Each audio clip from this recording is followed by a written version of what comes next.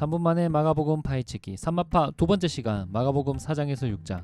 예수님은 하나님의 나라를 비유로 가르치십니다. 첫 번째 비유는 네 가지 땅에 떨어진 씨에 대한 비유입니다. 씨 뿌리는 자가 길가와 돌밭과 가시떨기와 좋은 땅에 씨를 뿌립니다. 길가와 돌밭과 가시떨기에 뿌려진 씨는 결실을 맺지 못하나 좋은 땅에 뿌려진 씨는 결실을 맺습니다. 이 비유에서 씨는 말씀인데 말씀이 사람에게 뿌려졌을 때 일어나는 결과를 알려줍니다. 두 번째 비유는 등불에 대한 비유입니다. 사람은 말 아래나 평상 아래가 아니라 등경 위에 등불을 둡니다. 하나님의 나라는 감추어질 수 없다는 것을 의미합니다. 세 번째 비유는 자라나는 씨에 대한 비유입니다. 사람이 씨를 땅에 뿌렸는데 그 씨가 어떻게 자라게 되는지 알지 못합니다. 하나님의 나라도 땅에 뿌려진 씨처럼 어떻게 자라는지 알지 못한다는 것을 의미합니다. 마지막 비유는 겨자씨 비유입니다. 겨자씨 한 알이 땅에 심긴 후에 자라서 모든 풀보다 커지고 큰 가지를 내며 공중의 새들이 그늘에서 쉽니다.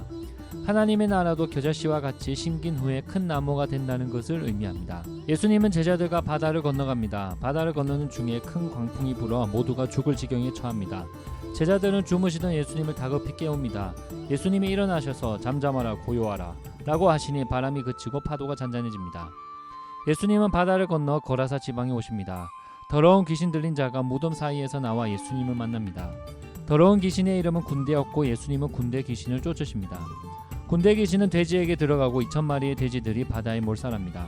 더러운 귀신 들린 자는 정신이 온전하게 돌아오고 예수께서 행하신 큰 일을 전파하며 다닙니다. 예수님에게 회당장 야이로가 찾아옵니다. 회당장 야이로는 자신의 어린 딸을 살려달라고 예수님께 간구합니다. 예수님은 야이로의 집에 가시는 중에 12년 동안 혈류증에 걸린 여인이 예수님의 옷에 손을 댑니다. 그러자 여인의 혈류증이 치유됩니다.